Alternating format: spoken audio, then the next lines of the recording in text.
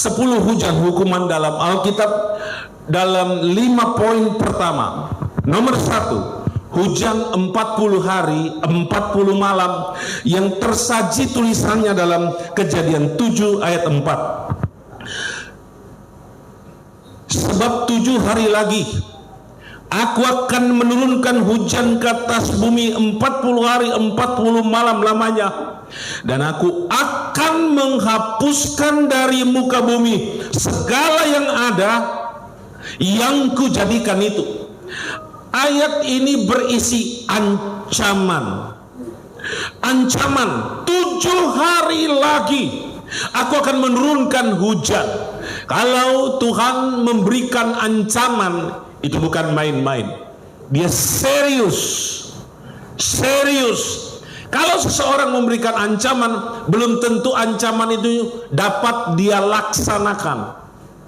Kadang-kadang mungkin dia tunda untuk melaksanakan, atau tidak jadi melaksanakan.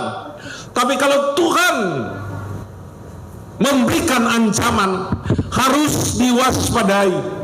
Kalau orang tidak bertobat, maka ancaman itu akan diselenggarakan. Haleluya, betul. Manusia di zaman Nuh tidak bertobat. Mereka, orang-orang di zaman Nuh, melakukan dosa kriminal, dosa seks, dosa pemujaan kepada iblis, tidak mau bertobat. Maka Tuhan bertindak keras. Apa yang Tuhan buat? Dia kirimkan hujan selama 40 hari 40 malam.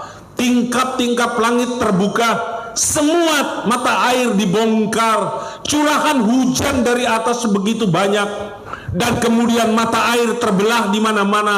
Air makin lama makin meninggi. Tapi orang berpikir mungkin ini tidak akan terjadi bencana besar. Tapi yang kita ketahui bahwa yang terjadi dalam Kejadian 7 ayat 12, dan turunlah hujan lebat meliputi bumi 40 hari 40 malam lamanya. Ancaman Tuhan itu terjadi dan pasti.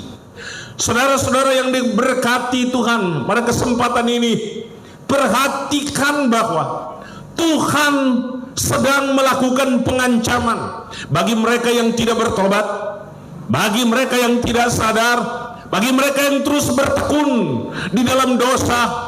Bahaya besar sedang menanti. Hari ini diperingatkan bagi kita, Tuhan tetap membuka hatinya untuk kita. Tuhan tetap sayang pada kita.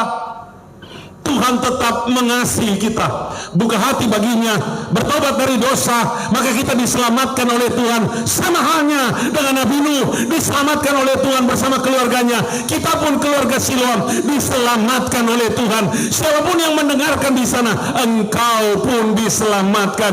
Oh, haleluya. Puji nama Tuhan. Puji nama Tuhan. Nomor 2, hujan, belerang, dan api. Saudara-saudara sekalian, semua yang berbau dan bernuansa hujan itu datang dari atas. Datang dari atas. Ingat, Tuhan tidak menyayangkan ciptaannya sendiri. Tuhan tidak berbelas kasihan dengan apa yang Dia ciptakan karena dosa, karena kejahatan.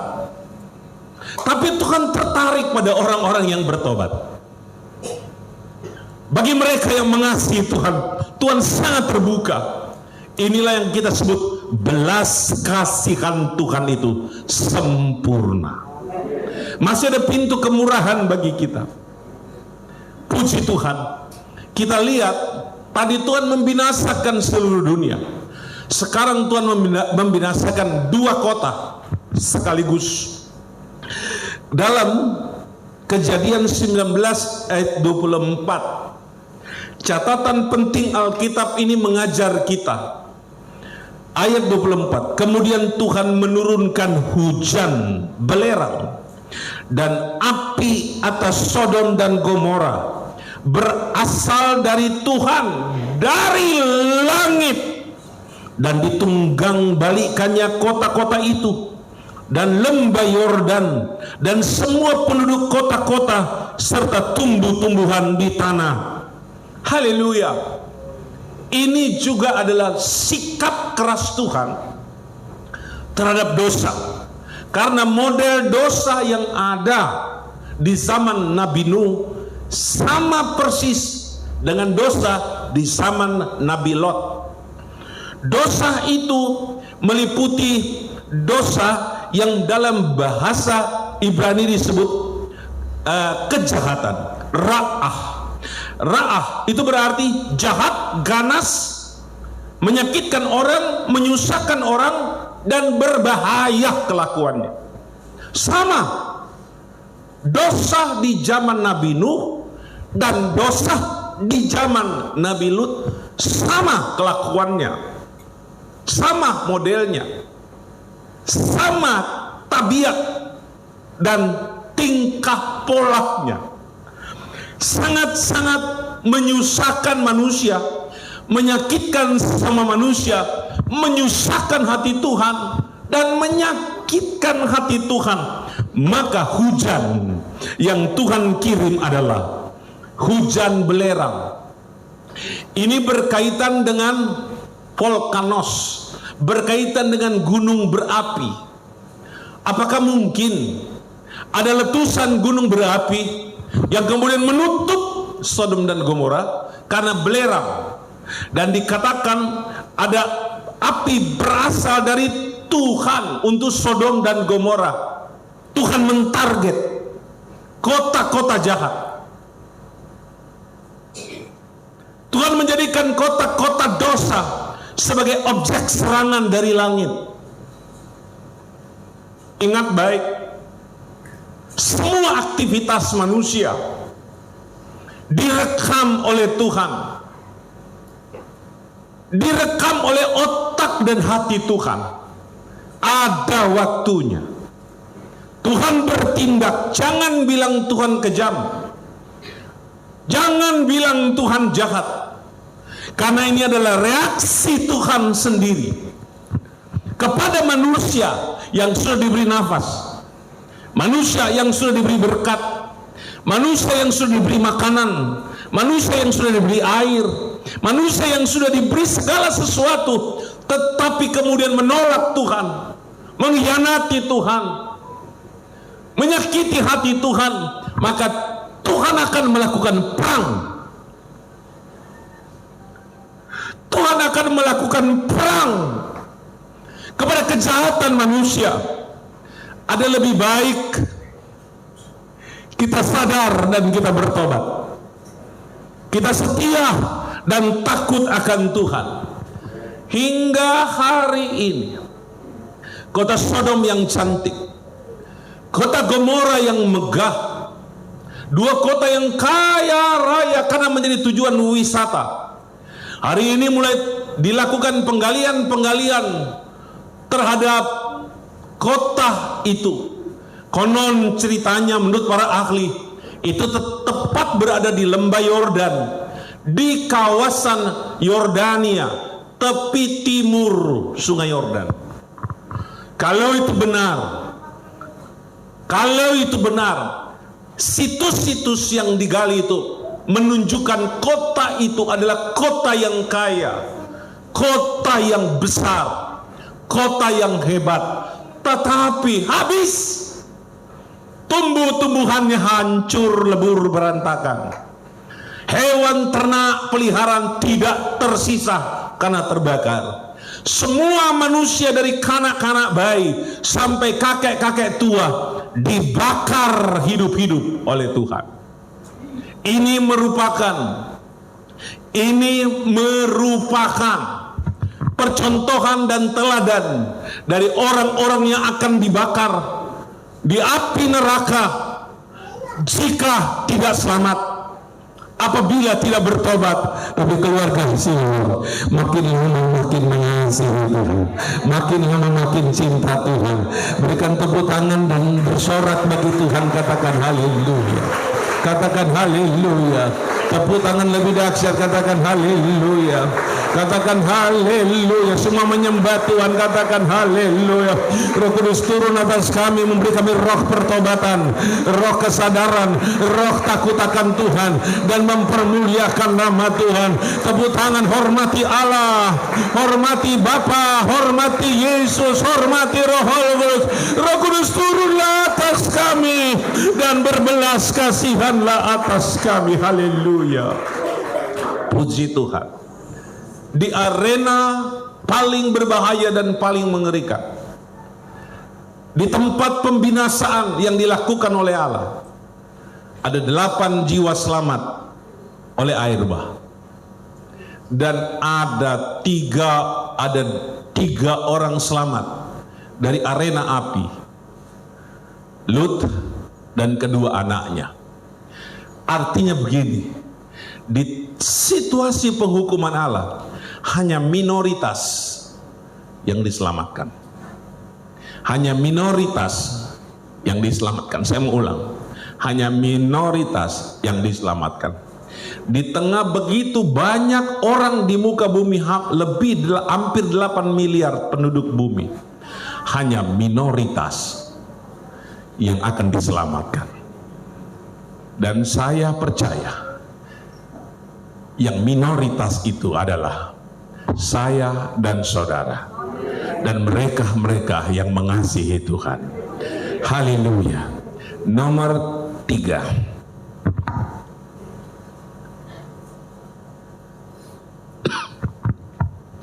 hujan es. Hujan es. Keluaran pasal 9 ayat 18. Sesungguhnya besok kira-kira waktu ini aku akan menurunkan hujan es yang sangat dahsyat, seperti yang belum pernah terjadi di Mesir sejak Mesir dijadikan sampai hari ini. Ayat 23. Lalu Musa mengulurkan tongkatnya ke langit, maka Tuhan mengadakan guruh dan hujan es, api pun menyambar ke bumi. Dan Tuhan menurunkan hujan es meliputi tanah Mesir. Ayat 24 dipertegas, dan turunlah hujan es beserta api yang berkilat-kilat di tengah-tengah hujan es itu. Terlalu dahsyat, seperti yang belum pernah terjadi di seluruh negeri orang Mesir sejak mereka menjadi suatu bangsa. Saudara-saudara sekalian, orang Mesir itu menyembah banyak dewa atau Tuhan, atau disebut sebagai mereka itu beragama politeisme. Mereka menyembah dewa keadilan yang namanya Osiris. Mereka menyembah dewa kematian yang namanya Anubis. Mereka menyembah dewa langit yang bernama Horus. Mereka menyembah dewa matahari. Mereka menyembah dewi Sekhmet, dewi perang. Mereka menyembah dewi Isis, dewi keibuan. Jadi mereka memuja banyak dewa. Oleh karena itu, waktu Musa datang kepada Firaun meminta satu hal yang sederhana: biarkanlah umat-umat Tuhan itu pergi untuk beribadah kepada Tuhan. Itu dilarang oleh Firaun karena dia menganut agama yang berbeda. Dia memuja dewa dan dewi. Maka dia melarang orang Israel untuk pergi menyembah Jehovah. Dia larang. Nih, itu masalahnya. Dia terikat dengan banyak Tuhan. Hari ini saya tegaskan untuk kita semua, kita hanya punya satu Tuhan. Itulah Tuhan Yesus Kristus. Haleluya. Tapi hari ini orang banyak bikin Tuhan. Tuhannya orang adalah orang.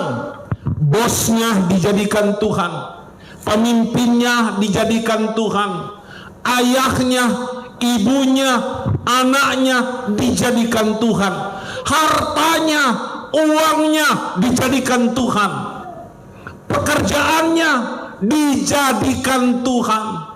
Sekarang ada begitu banyak Tuhan. Tuhan nomor satu dari dunia internasional hari ini adalah duit, mamon, uang, duit.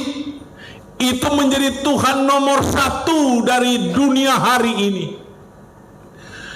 Bukan berarti kita tidak memerlukan ini. Kita perlu untuk makan, minum, pakai, untuk masa depan, sekolah anak, dan untuk apapun yang kita butuhkan di muka bumi ini. Tapi duit bukan Tuhan, uang bukan Tuhan. Tuhan kita adalah Dia sumber berkat. Tuhan kita adalah Allah yang ajaib. Tuhan kita adalah Tuhan Yesus Kristus. Hargai Tuhan, maka Dia beri kita berkat yang kita butuhkan. Tuhan kita itu jaya, dahsyat, dan luar biasa. Tuhan berkati kita dengan cara yang istimewa. Kembali ke Mesir, mereka melarang ibadah. Melarang ibadah. Tolong dengar baik. Dengar baik. Jangan melarang ibadah. Ibadah penting. Ibadah harus dinomorsatukan. Karena di dalam ibadat Tuhan yang disembah, Tuhan yang dipuji, firman-Nya yang didengar, firman-Nya yang dipatuhi, firman-Nya yang kita kerjakan, firman-Nya yang kita lakukan. Katakan amin. Haleluya. Haleluya. Berikan tepuk tangan mempermuliakan Tuhan. Puji Tuhan, puji Tuhan. Yang terjadi di Mesir adalah dihancurkan oleh Tuhan dengan hujan es. Tanaman gandum mereka rata dengan tanah. Kebun-kebun zaitun mereka ranting-rantingnya patah dan terbakar. Pokok korma mereka semua habis, semua daunnya botak, tidak bersisa sama sekali. Dan mereka ditimpa oleh api, ditimpa oleh hujan es, dan mereka mati binasa. Tapi mereka tidak mau bertobat, cuma pura-pura bertobat. Banyak orang seperti ini di muka bumi. Banyak orang Kristen seperti ini. Ketika ada bencana, ketika ada hukuman Tuhan, bertobat pura-pura. Tuhan, kami minta ampun, kami mau bertobat, kami mau sadar. Setelah hujan reda, setelah petir berakhir, setelah tenang kembali ke cara hidup yang sama-sama dosa. Pertobatan harus dimulai dari hati kita dan dari hidup kita. Jangan sampai Tuhan menghukum kita dengan hukuman yang berat. Katakan amin. Katakan amin. Tepuk tangan buat Tuhan Yesus. Jangan pura-pura. Kalau ibadah sungguh-sungguh beribadah. Kalau cari Tuhan sungguh-sungguh cari Tuhan. Kalau ke sektor sungguh-sungguh ke sektor untuk beribadah kepada Tuhan. Kalau melayani sungguh-sungguh melayani. Tidak boleh pura-pura. Sekarang Injil harus keras. Karena Injil akan melatih orang untuk masuk dalam kerajaan surga. Untuk jadi prajurit sejati harus rela naik gunung dan turun gunung. Untuk jadi prajurit yang tangguh harus mau masuk PC, menyelam dalam, harus mau dilatih, harus mau digodok. Anak-anak Tuhan akhir zaman harus mau digodok, harus mau dilatih, harus jadi kuat dan perkasa di dalam Tuhan. Yang setuju katakan amin. Yang lebih setuju lagi katakan amin. Ayo kasih tepuk tangan mempermuliakan nama Tuhan. Yang keempat, hujan abu dan debu. Hujan abu dan debu. Dalam Ulangan pasal 28 ayat 24, 25 dan 26, Tuhan akan menurunkan hujan abu dan debu ke atas negerimu. Dari langit akan turun semuanya itu ke atasmu sampai engkau punah. Tuhan akan membiarkan engkau terpukul kalah oleh musuhmu, Bersatu jalan engkau akan keluar menyerang mereka, tapi bertujuh jalan engkau akan lari dari depan mereka, sehingga engkau akan menjadi kengerian bagi segala kerajaan di bumi. Mayatmu akan menjadi makanan segala burung di udara, serta binatang-binatang di bumi, dan dengan tidak ada yang mengganggunya. Bayangkan saudara-saudara sekalian, akan ada hujan abu dan debu. Dan tujuannya adalah membuat engkau punah, membuat engkau habis. Saudara-saudara sekalian, informasi untuk kita, daerah orang Israel dalam melakukan perjalanan dari Mesir menuju ke tanah Kanaan itu ada sekitar 7 padang belantara sampai 10 padang belantara, padang pasir. Dan kemudian sewaktu-waktu ada badai pasir yang menutupi tenda-tenda mereka. Dan pada waktu itu jelas belum ada masker, maka orang-orang di Timur Tengah itu pakai penutup hidung dengan kafie, sorban, dan lain sebagainya. Tetapi kalau badainya terlalu ganas, orang-orang akan punah. Bahkan gunung-gunung akan tertutup dengan badai pasir. Cara Tuhan menghukum orang Israel karena apa? Orang Israel terkenal di zaman itu suka bersungut-sungut. Jadi perang Tuhan kepada orang Israel karena mereka suka bersungut-sungut, suka memutung. Bicara sana, bicara sini, bersungut-sungut. Ini adalah gaya orang-orang Israel yang menjadi style jemaat Tuhan akhir zaman. Bersungut-sungut akan mengundang badai pasir, akan mengundang debu, hujan debu dan abu, dan hujan debu itu akan dihirup dan akan menyesakkan dada, akan membuat paru-paru rusak, dan akan membuat kehidupan sesak.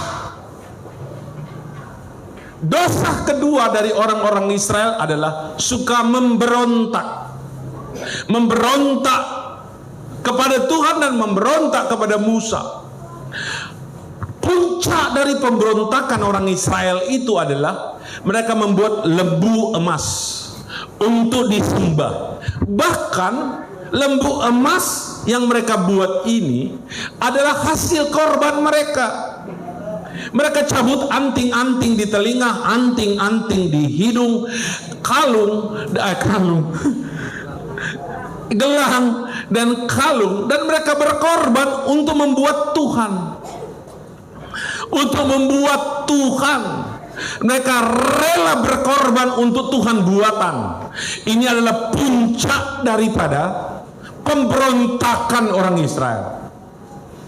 Saudara-saudara sekalian, saya mau bilang, tujuan semua pelayanan kita adalah Tuhan. Dengar baik, tujuan dari semua korban kita adalah Tuhan. Jangan berkorban untuk yang sia-sia, yang mengundang hukuman Tuhan. Mari kita berkorban untuk tujuan yang benar dan bagi kemuliaan Tuhan. Saya yakin sekali tidak ada dari antara kita yang mau minta abu yang menyesakkan, debu yang membuat paru-paru tersumbat. Tapi kita mau bernafas lega atas kasih karunia Tuhan. Tuhan jauhkan itu semua dari kehidupan keluarga Siloam. Ucapkan amin dengan nada dan suara yang keras. 2, 3, amin. Dan yang terakhir, hujan batu. Saudara-saudara sekalian, itu terlapor dalam Yosua pasal 10 ayat 10. Yosua pasal 10 ayat 10. Dan Tuhan mengacaukan mereka di depan orang Israel, sehingga Yosua menimbulkan kekalahan yang besar di antara mereka dekat Gibeon, mengejar mereka ke arah pendakian Bet Horon, dan memukul mereka mundur sampai dekat Aseka, dan Makeda. Ini adalah perang orang-orang Israel melawan orang-orang Amori. Orang-orang Amori. Ada kurang lebih 5 raja yang bersatu. 5 raja yang bersatu ini kemudian menyerang orang-orang Israel. Tapi puji Tuhan, Yosua memukul mereka mundur atas pertolongan Tuhan. Jangan takut menghadapi tantangan dan pergumulan ke depan. Ada Tuhan yang memberi kita kemenangan. Katakan amin. Tapi dalam Yosua pasal 10 ayat 11, titik tekan terakhir dalam khotbah ini adalah sedang mereka melarikan diri. Ini udah kalah ini 5 raja orang Amori. Sedang mereka melarikan diri di depan orang Israel dan baru di lereng Bet Horon, maka Tuhan melempari mereka dengan batu-batu besar dari langit sampai Aseka sehingga mereka mati. Yang mati kena hujan batu itu ada lebih banyak dari yang dibunuh oleh orang Israel dengan pedang. Yang menarik bagi saya di sini adalah maka Tuhan melempari mereka dengan batu-batu besar dari langit. Saya ingat waktu saya masih kecil, di belakang dari rumah kami di Languan ada pohon mangga. Nah, pohon mangga itu menjadi sasaran saya apabila saya ingin makan mangga.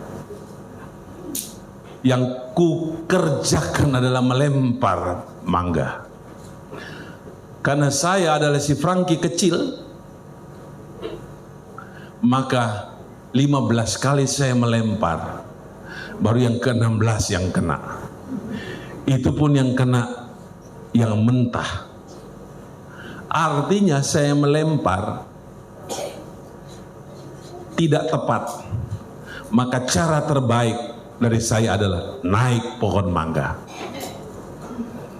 Maka saya naik berdua dengan sepupu saya. Setelah tiba di atas, kami senang petik mangga. Di suatu dahan kami berdua, tiba-tiba